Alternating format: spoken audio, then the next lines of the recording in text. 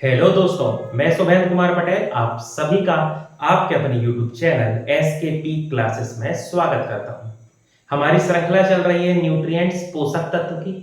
उस पोषक तत्व की श्रृंखला में हम विटामिन पढ़ रहे हैं और आज से हम जो पढ़ने जा रहे हैं ये है विटामिन बी कॉम्प्लेक्स। ये टर्म जरूर सुना होगा, गोली आती है, कहते हैं ना कि बी कॉम्प्लेक्स की गोली ले लेना। तो विटामिन बी कॉम्प्लेक्स जो है इसमें बहुत सारे विटामिन है अपने। इसके अंदर टोटल जो है 13 विटामिन होते हैं। ठीक, अब 13 तो नहीं पढ़े जाते, लेकिन हाँ इससे बहुत सारे विटामिन ऐसे होते हैं जो पढ़े जाते हैं, जिनको अपन धीरे धीरे करके पढ़ना चालू करें। तो सबसे पहले यदि हम शुरुआत करते हैं तो सबसे पहला विटामिन है विटामिन B1। रासायनिक नाम पढ़ चुके हैं पहले, उम्मीद करता हूं मैं आपको याद होगा, मन में आप इसके दोहरा रहे होंगे। इसका रासायनिक नाम क्या है? थायमीन। अभी तक अपन ने क्या पढ़ा? Vitamin A retinol, vitamin C ascorbic acid, vitamin D calciferol, vitamin E tocopherol, vitamin K phylloquinone. फिर अपन क्या पढ़ रहे हैं? विटामिन B1 जिसका रासायनिक नाम है थायमीन। अब समझना, विटामिन B1 की खोज दो साइंटिस्ट ने की है, मिनाट और उनके साथी मर्फी। ठीक, इसमें बहुत अलग अलग काम के लिए अलग अलग नाम आएंगे, इसलिए अच्छे से समझा। डिस्कवरी या खोज की बात की जाए तो इसकी डिस्कवरी की है मिनाट और मर्फी। और जब हम इसकी बात करते हैं तो यहां पर नाम आता है फंक का। यही वो फंक है जिन्होंने सबसे पहले विटामिन शब्द का प्रयोग किया है। तो फंक ने क्या किया था? चावल में, चावल वो भी कौन सा चावल? Unpolished rice. अपन चावल में पॉलिश करा देते हैं ना। चावल जो होता है धान से निकला चावल, वो हल्का मोटा होता है, उसको बनाते हैं तो वो थोड़ा सा पीला जैसा बनता है, बिल्कुल मतलब थोड़ा हल्का उसका येलोइश कलर रहता है। तो क्या करते हैं, उसको भेज दिया जाता है मिल में। मिल में क्या करते हैं, उसके एक जो ऊपर की लेयर या परत है उसको निकाल देते हैं। और जब उसकी ऊपर की परत निकाल देते हैं तो दो चीजें होती हैं, एक तो चावल पतला हो गया और साथ ही साथ क्या हो गया, वो जो पीला जो पन था उसका खत्म हो गया, चावल बिल्कुल व्हाइट रहेगा, बनने पे भी व्हाइट दिखेगा। जो ये जो प्रक्रिया हुई इसे अपन कहते हैं चावल का पॉलिश होना। और अनपॉलिश चावल का मतलब सीधा चावल जो धान से निकला है। उस अनपॉलिश्ड राइस में सबसे पहले फंक ने ढूंढा था विटामिन B1। सबसे पहले फंक ने ढूंढा था विटामिन B1। ठीक, फिर आगे चलकर इस संदर्भ में एक वैज्ञानिक आए जिनका नाम है विलियम। ठीक, वैज्ञानिक का नाम है विलियम। विलियम ने सबसे पहले हमें बताया था कि ये जो विटामिन B1 है इसका स्ट्रक्चर या इसकी संरचना कैसी होती है, स्ट्रक्चर दिखता कैसा है, यदि इसका केमिकल फॉर्मूला बनाते हैं तो उसके बीच बनने वाला बॉन्ड या बंध कैसा है, ये हमें कैसा दिखाई देता है, इन सब के बारे में सबसे पहले हमें बताया था विलियम ने। एक और वैज्ञानिक इस क्षेत्र में आए हैं जिनका नाम है जेनसन। इन्होंने सबसे पहले विटामिन B1 का किया था क्रिस्टलाइजेशन। ये आया हुआ क्वेश्चन है इसलिए मैं थोड़ा सा इस पे ज्यादा फोकस कर रहा हूं। सबसे पहले रवे के रूप में, रवाकरण कहते हैं हिंदी में, रवे के रूप में सबसे पहले विटामिन B1 को किस साइंटिस्ट ने, रवे के रूप में मतलब उसको ऐसे फॉर्म में पा लेना कि उसकी हम स्टडी कर सकें, उसको हम जान सके, समझ सके कि किससे बना है, क्या क्या है ये सब। यदि उस फॉर्म में हमने उसको आइसोलेट कर लिया, ऑब्टेन कर लिया, तो उसे ही हम कहते हैं क्रिस्टलाइजेशन, जिसे सबसे पहले किया था जेनसन नामक साइंटिस्ट ने। इसकी डिस्कवरी और ये सब बहुत इंपॉर्टेंट फैक्ट हैं, इसलिए इन सबको बहुत अच्छे से लिखेंगे और जो लिख नहीं रहे हैं वो स्क्रीनशॉट ले लें इसका।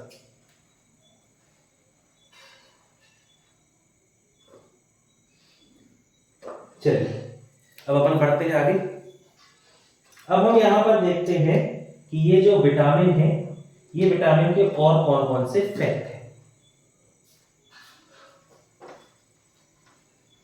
ठीक, ये जो बी कॉम्प्लेक्स वाले विटामिन है ना, ये सिंपल है, इनके फैक्ट जो है अच्छे इंटरेस्टिंग होते हैं, इस वजह से जल्दी याद हो जाते हैं। बस आप लोग चलते रहें, धीरे धीरे सब हो जाएगा। ठीक, चलिए तो समझेंगे, ये हमारे शरीर को टॉक्सिक सब्सटेंस या जिसे अपन कहते हैं जहरीले पदार्थ, ठीक, अब जहरीले पदार्थ या टॉक्सिक सब्सटेंस है प्रोटेक्ट करने का काम, इससे बचाने का जो काम है वो होता है किसका, विटामिन B1। अब टॉक्सिक सब्सटेंस से ये नहीं समझना कि अपन ने जहर ही खा लिया जब ये काम करेगा। ठीक, हमारे शरीर में बहुत सारे जब मेटाबॉलिज्म उपापचय क्रियाएं होती हैं तो उस मेटाबॉलिज्म में बहुत सारे पदार्थ बनते हैं, बहुत सारे पदार्थ ऐसे होते हैं जो टूटते हैं। पदार्थों के बनने और टूटने की वजह से क्या होता है, अलग अलग सब्सटेंस बनते हैं। वो सब्सटेंस हमारे लिए बहुत हार्मफुल होते हैं, वो केमिकल होते हैं जो हमारे लिए हार्मफुल होते हैं। तो उन केमिकल का मेटाबॉलिज्म करना, फिर चाहे उसको यूरिन के साथ या वेस्ट मटेरियल के साथ, अपशिष्ट पदार्थ के साथ शरीर से बाहर कर देना है, इस काम में मदद करता है विटामिन B1। इसलिए कहते हैं कि हमारे शरीर को टॉक्सिक सब्सटेंस, जहरीले पदार्थों से बचाने का काम होता है B1 का। ठीक, चलिए अब हम बात करते हैं इसके सोर्स या स्रोत की। यदि बात की जाए इसकी सोर्स की, स्रोत की, तो पहला स्रोत तो आपके दिमाग में आ गया होगा कि इसकी खोज किसने की है, चावल से की है, किसने, फंक ने। तो पहला सबसे अच्छा स्रोत क्या हो जाएगा इसका, चावल। चावल से याद करो, इसके पहले अपन एक और बार चावल पढ़े थे, चावल टर्म इसके पहले पढ़े थे, तो अपन वहां पर पढ़े थे गोल्डन राइस, गोल्डन चावल, जेनेटिकली मॉडिफाइड क्रॉप है वो, जिसमें विटामिन ए होता है। तो यदि गोल्डन राइस आ जाए तो विटामिन ए, लेकिन सिर्फ राइस लिखा है चावल, तो उसमें क्या होता है, B1। फिर इसके बाद यदि अपन बात करते हैं सोयाबीन, ठीक, अंडा का जो येलो पार्ट होता है, यॉक जिसे अपन कहते हैं येलो पार्ट, ठीक, और एक जो आपको बहुत अच्छे से याद रह सकता है वो है साबूदाना। साबूदाना सुना होगा ना, साबूदाना जिसको क्या कहते हैं, साइकस। ठीक, साबूदाना जिसके चक्कर में बचपन बहुत सारा उपवास रहे होंगे कि खाने को मिल जाए करके, है ना, फिर बाद में पता चला होगा कि उपवास नहीं भी रहते तो मम्मी तो वैसे ही खाने को देती, वही वाला साबूदाना किसका स्रोत होता है, B1। साइकस एक पेड़ होता है, जैसे आपने वो देखा होगा ना, स्वीट पोटैटो जिसको अपन कहते हैं, है ना, कांदा कहते हैं, लेकिन हर जगह नाम जरूरी नहीं कांदा कहे, कुछ जगह कांदा का मतलब क्या होता है, प्याज। तो स्वीट पोटैटो जो होता है, ठीक है, वैसे स्वीट पोटैटो टाइप क्या होता है, साइकस की भी जो होती है अंडरग्राउंड रूट होती है, उस अंडरग्राउंड रूट को निकालते हैं, उसको मैश करते हैं, पाउडर फॉर्म में बनाते हैं, पानी में घोलते हैं, स्टार्च होता है उसमें, फिर उसको ड्राई करके फिर उसका पाउडर बना लेते हैं, और ड्राई करके जब पाउडर बनाते हैं तो उस पाउडर को प्रेशर देके छोटी छोटी गोली में बदल देते हैं, वो साबूदाना होता है। तो उसको बनाने के लिए जिस प्लांट का यूज करते हैं वो होता है साइकस। ठीक है, जो थोड़ा बहुत प्लांट किंगडम के बारे में समझते हैं तो वो समझ सकते हैं, साइकस, फाइनस, ये सब होते हैं ना, अपन प्लांट किंगडम में पढ़ेंगे। तो ये होते हैं इसके प्रमुख सोर्सेस या इसके प्रमुख स्रोत। अब यदि हम बात करें तो हम इसके बाद स्रोत के बाद क्या पढ़ते हैं, इसकी कमी से होने वाले रोग। एक तो इसकी कमी से होने वाले रोग के बारे में बहुत ज्यादा सोचने की जरूरत है ही नहीं, आप हमेशा से पढ़ते आए हो कि विटामिन B1 की डेफिशिएंसी या कमी से होने वाला रोग कौन सा होता है, तो उस रोग का नाम है बेरी, है ना, सुना ही होगा। ठीक, अब ये जो बेरी नामक बीमारी है ना, ये बीमारी क्या होता है, इस बीमारी में हमें अत्यधिक थकान का एहसास होता है, बहुत ज्यादा फटीग जिसे अपन कहते हैं, फटीग या थकान का महसूस, थोड़ा सा काम करे नहीं कि सांस फूलने लगी, बेचैनी होने लगी, गहरी गहरी सांस लेने लगे, और थोड़ा सा काम करे और थक जाते हैं, थकान होने लगती है। बीमारी यदि बढ़ जाती है तो इसमें भूख लगना बंद हो जाता है, ठीक, खाना खाने की इच्छा जो है ये नहीं हो पाती है, ठीक है, भूख लगना बंद हो जाएगी। फिर यदि ये बीमारी और अधिक बढ़ जाए तो हमारी मांसपेशियों में अत्यधिक खिंचाव हो जाता है। जो हमारी मसल्स हैं या मांसपेशियां हैं, इन मांसपेशियों में खिंचाव हो जाता है। मांसपेशियों में खिंचाव से मतलब क्या होता है, क्रैम्प आ जाना जिसको अपन कह सकते हैं, उसमें बहुत ज्यादा स्ट्रेस पड़ता है तो उसको हम क्या कहते हैं, मांसपेशियों में खिंचाव हो जाता है। ये सब लक्षण होते हैं किसकी, कमी से होने वाली बीमारी में B1, जिसका नाम है बेरी बेरी। ठीक, चलिए अब आगे बढ़ते हैं दूसरे विटामिन में। अब अपन पढ़ते हैं विटामिन B2। चलिए समझेंगे अब। यदि विटामिन B2 की बात की जाए तो पहले तो आप उसी क्रम से चलते हैं आगे। सबसे पहले बता दो रासायनिक नाम, केमिकल नेम। तो इसका रासायनिक नाम होता है राइबोफ्लेविन। ठीक, इसकी खोज जिस साइंटिस्ट ने की है उनका नाम है D.T. स्मिथ। D.T. स्मिथ नामक साइंटिस्ट ने सबसे पहले बताया था किसके बारे में, विटामिन B2। अब विटामिन B2 का एक पॉइंट, एक फैक्ट चलता है जिसको समझना। गाय के दूध का पीलापन, गाय के दूध का पीलापन, यदि आप गाय के दूध को, है ना, शुद्ध थोड़ा सा मिलना चाहिए। यदि थोड़ा शुद्ध दूध आप देखते हैं गाय का, उसको आप बार बार उबालते हैं तो देखना उसके ऊपर जो क्रीम या जो मलाई होती है वो हल्की सी येलो कलर की हो जाती है और उसके आसपास छोटे छोटे तेल के जैसे अपन को दिखाई देते हैं, जैसे तेल की बूंद होती है, तो वो जो पार्ट है वो येलो दिखाई देता है। तो जब भी गाय के दूध की बात करेंगे तो गाय के दूध का पीलापन जिसके कारण होता है वो होता है राइबोफ्लेविन, या इस राइबोफ्लेविन को आप क्या कह सकते हैं, विटामिन B2। ठीक, याद रखना, थोड़ा पढ़ने में सुनने में आश्चर्य लगेगा आपको कि ये कैसी बात है, लेकिन याद रखना कि गाय के दूध का पीलापन इसी के कारण होता है। ठीक, चलो यहां पर एक पॉइंट समझना। अब दूध की बात निकली है तो न्यूट्रिएंट्स चल रहे हैं, तो यहां पर अब अपन दूध की बात करते हैं।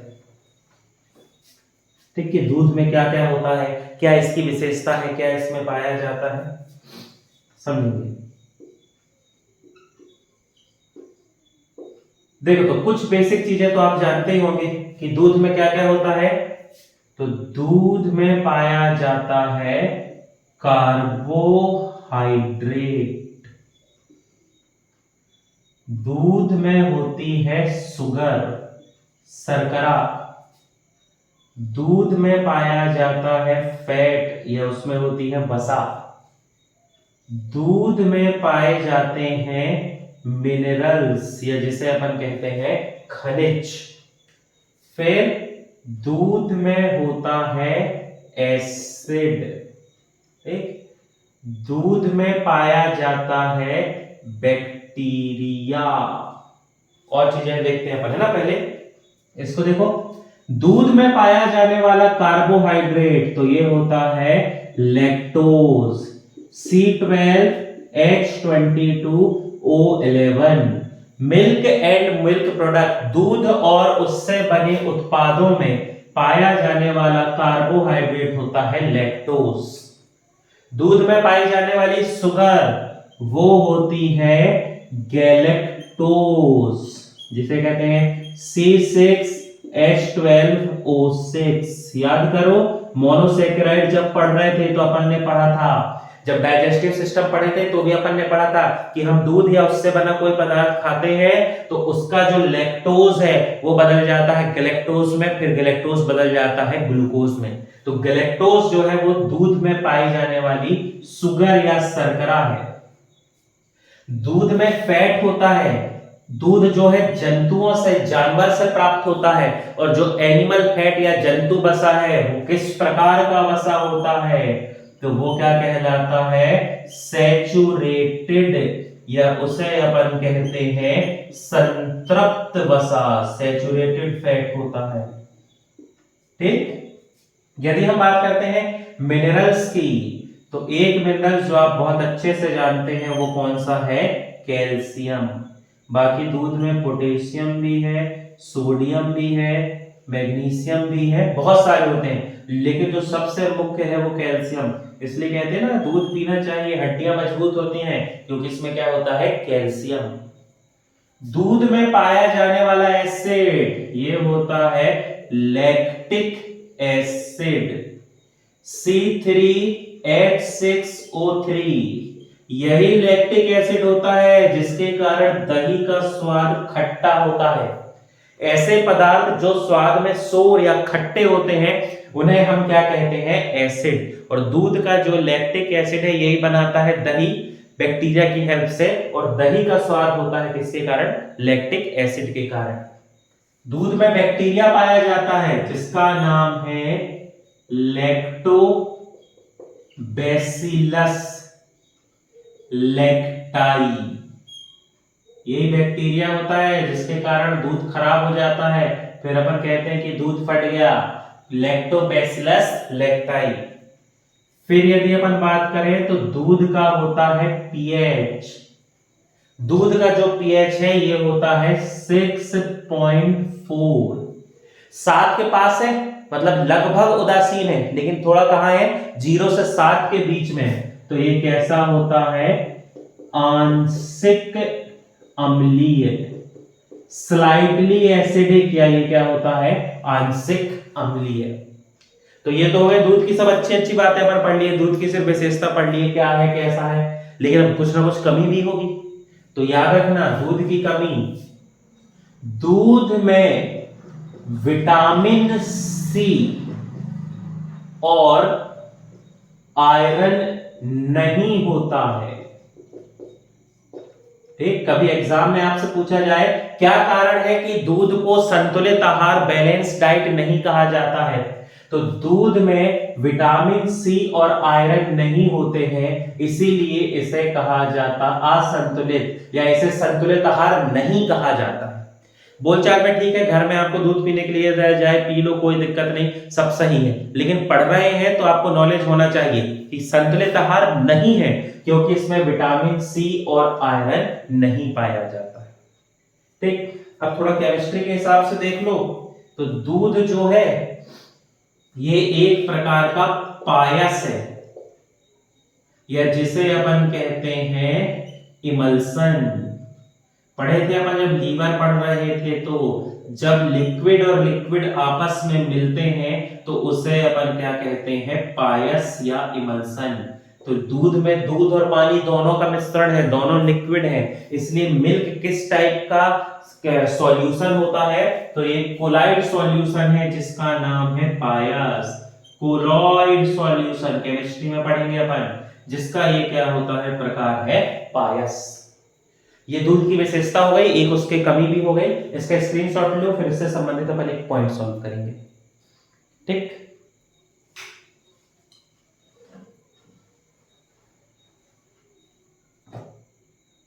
चल आगे बढ़ेंगे।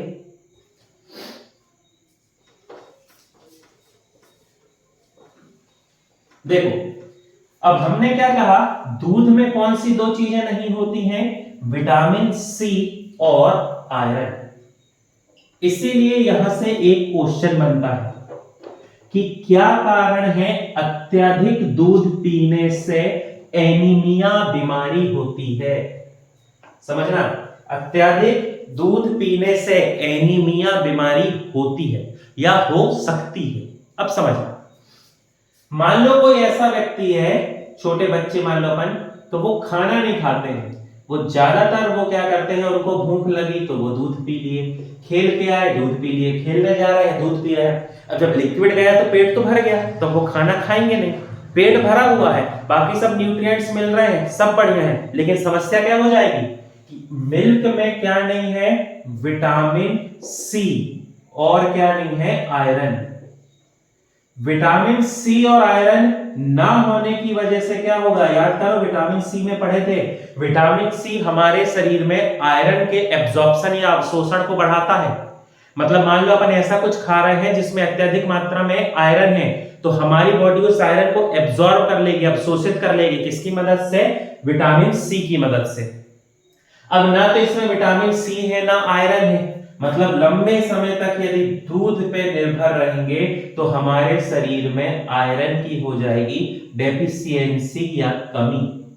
ना तो खुद में आयरन है, ना दूसरे से लेने के लिए विटामिन सी है उसमें, तो आयरन की कमी हो जाएगी, मतलब शरीर में आरबीसी रेड ब्लड कॉर्पस्कल्स का निर्माण प्रभावित होगा, उसकी संख्या कम हो जाएगी। जब आरबीसी की संख्या कम हो जाती है तो उसी बीमारी को कहा जाता है एनीमिया। इसलिए आप कभी फैक्ट सुनोगे कि अत्यधिक दूध पीने से एनीमिया बीमारी हो सकती है, तो उसका कारण भी है, उसमें विटामिन सी और आयरन नहीं होते। ठीक, जरूरी है, ये पॉइंट याद रखेंगे। चलिए अब अपन आगे बढ़ते हैं। अब वापस आ जाते हैं, अपन बात करते हैं किसकी, विटामिन B2। ठीक, तो यहां पर अपन इसके अब क्या देखते हैं, स्रोत, सोर्सेस। ठीक, तो एक स्रोत तो दूध हो ही गया, दूध के जो पीलापन है, फिर ईस्ट, ईस्ट नाम सुना होगा, ईस्ट हिंदी में कहते हैं खमीर। कभी देखना डोसा बनाना होता है तो चावल सड़ाना है या केक बनाना है तो उसके लिए आपने सुना होगा कि क्या यूज किया जाता है, ईस्ट, खमीर। ईस्ट एक प्रकार की क्या होती है, फंगस, या एक प्रकार का ये क्या है, कवक। अब इसको अपन बहुत ज्यादा यूज क्यों नहीं करते, दुकानदार तो उपयोग करेगा क्योंकि उसको बनाना है, लेकिन अपन को घर में यूज करने की जरूरत नहीं है। मान लो अपन को डोसा बनाना है तो अपन क्या करते हैं, थोड़ा सा प्लान रहता है कि अपना कि भाई 3-4 दिन बाद डोसा बनाना है, तो अपन ने क्या किया, चावल को रख दिया पानी डाल के, वो खुद खराब हो जाएगा, है ना, तो अपन को यूज नहीं करना। अब दुकानदार को रोज खराब करना है, जल्दी खराब करना है, इसलिए वो क्या डालता है, ईस्ट। या जो कोल्ड रीजन वाली कंट्री होती है, ठंडे प्रदेश के जो देश होते हैं, उनको चीजों को खराब करने के लिए ईस्ट डालना पड़ेगा, क्योंकि ठंडा है इसलिए वहां पर माइक्रोब्स ग्रोथ नहीं कर पाते। अब भारत क्या है, भारत इक्वेटर या भूमध्य रेखा के पास है, सूर्य का प्रकाश पड़ रहा है, गर्मी ज्यादा है, आसानी से फंगस ग्रोथ कर रहा है। इसलिए देखना कभी कभी घर में मम्मी कुछ बनाते होंगे तो कहती होंगी थोड़ी देर इसको रख देते हैं, फूलने दो, तो फूलने के लिए अपन को कुछ नहीं डालना है। अपने यहाँ हवा में पहले से इतने सारे बैक्टीरिया फंगस हैं कि वो जो अपन ने बनाया उसके ऊपर गए, उन्होंने वहां पर फर्मेंटेशन किया, किण्वन की प्रोसेस की, कार्बन डाइऑक्साइड को प्रोड्यूस किया, वो कार्बन डाइऑक्साइड बाहर आने के लिए अपनी जगह बनाती है, और उसी जगह के बीच से क्या होता है, वो स्पंज जैसा हो जाता है। तो अपन को मेहनत नहीं करना, अपने पास पहले से हवा में है, लेकिन जिसको जल्दी काम कराना है वो यहाँ पर क्या यूज करता है, ईस्ट। तो ईस्ट में ये होता है। फिर सेम, सेम की सब्जी घर की भाषा में जिसको अपन सेमी कह देते हैं, मटर और टमाटर, ये सभी अच्छे स्रोत होते हैं किसके, विटामिन B2 के। ठीक, चलिए आगे बढ़ेंगे। अब अपन देखते हैं इसकी कमी से होने वाले रोग। ठीक, इस विटामिन की कमी से कौन सी बीमारी होती है, तो इसकी कमी से होने वाले यदि रोग की बात करें तो उस बीमारी का नाम है चिलोसिस। थोड़ी अजीब सा नाम आ गया ना, चिलोसिस। ठीक, हिंदी तो वैसे इसकी बहुत जरूरत है नहीं, पर इसलिए लिख लो कि पहचान जाओगे लक्षण।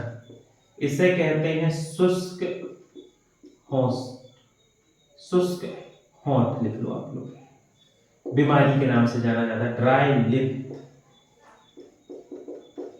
समझ गए होंगे, इस बीमारी में क्या होता है, जो लिप होती है उसके वो हमेशा क्या हो जाती है, वहां की जो स्किन होती है वहां की स्किन में वेपराइजेशन की प्रोसेस ज्यादा होने की वजह से पानी बच नहीं पाता है। बाकी जगह तो चलो सलाइवा है, स्वेट है तो वापस आ गया, लेकिन यहाँ जो स्किन होती है इसमें ये वापस नहीं आता है, तो स्किन ड्राई हो जाती है। और स्किन ड्राई होने की वजह से क्या होता है, इस बीमारी में होठ के जो किनारे होते हैं, किनारे, कुछ किताबों में लिखा रहता है होठ के कोण फट जाते हैं, तो घबराना नहीं, किनारे जो होते हैं वो क्या होते हैं, फट जाते हैं। किनारे से मतलब है ये वाले से, ये जो पार्ट होता है ना, ये दोनों, जैसे जो व्यक्ति बहुत ज्यादा गुटखा खाते हैं तो उनके देखना यहाँ दरार रहती, क्रैक जैसा रहता है, तो वो गुटखा के कारण हुआ। लेकिन बिना गुटखा खाए यदि यहाँ और यहाँ क्रैक जैसा हो जाए और संभावना बढ़ जाए, घाव हो जाए, तो वो बीमारी कहलाती है चिलोसिस। यही से एक फैक्ट बनता है, यही कारण है कि विटामिन B2 को चिलोसिस विटामिन के नाम से जाना जाता है। ठीक, विटामिन B2 को क्या कहते हैं, चिलोसिस विटामिन। अब बात निकली तो एक और पॉइंट समझना, विटामिन B2 को G2 नाम से भी जाना जाता है।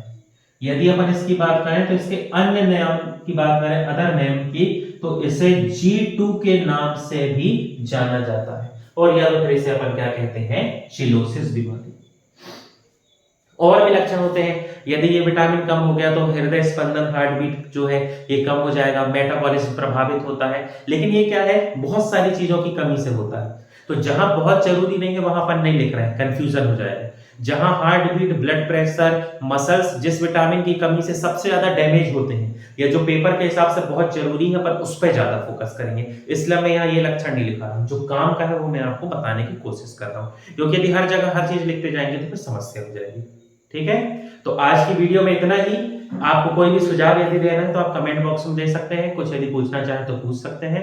हमारे चैनल से संबंधित जानकारी के लिए हमारे चैनल से जुड़े रहें। बहुत बहुत धन्यवाद।